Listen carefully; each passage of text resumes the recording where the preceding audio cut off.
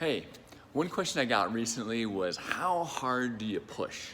How hard do you really go, when you're exercising? And I think that's a great question because you don't want to risk injury, but you also don't want to waste your time. And so how hard should you push when you're doing stuff?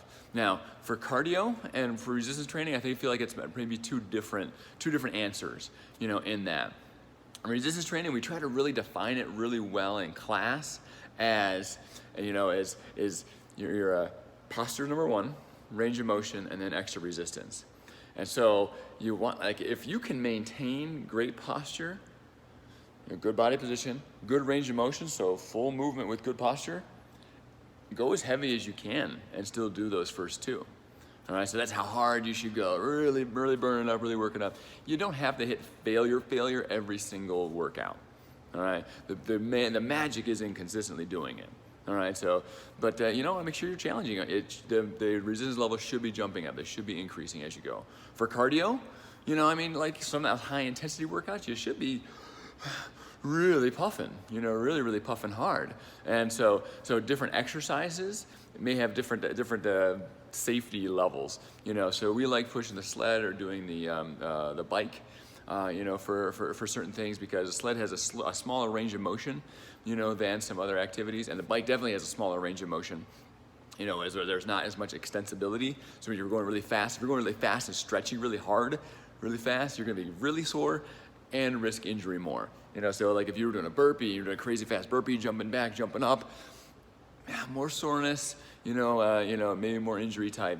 So there's certain things, like you go fast on that, and most likely your cardiovascular system is going to tire out and you won't be able to go that fast anyway.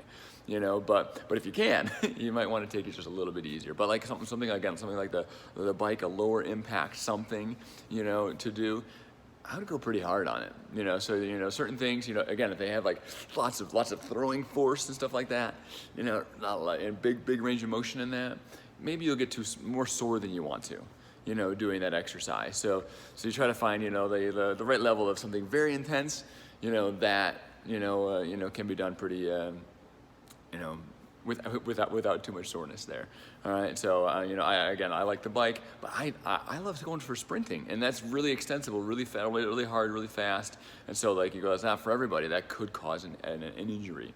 All right, so I hope that's helpful, to define that a little bit. So you find something that doesn't require too much impact or craziness, but still has great intensity, for cardio, and really take that real hard. Huffing and puffing, like you're hitting, like I'm tapping out, I want to slow down. I need to slow down, and then to the resistance side, where it's got to have posture, got to have good range of motion before you make it too much heavier. So it's better to stop early if you're losing one of those two things. Just don't even do that rep.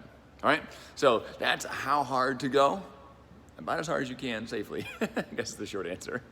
Helpful or no, I don't know. But thanks for the question.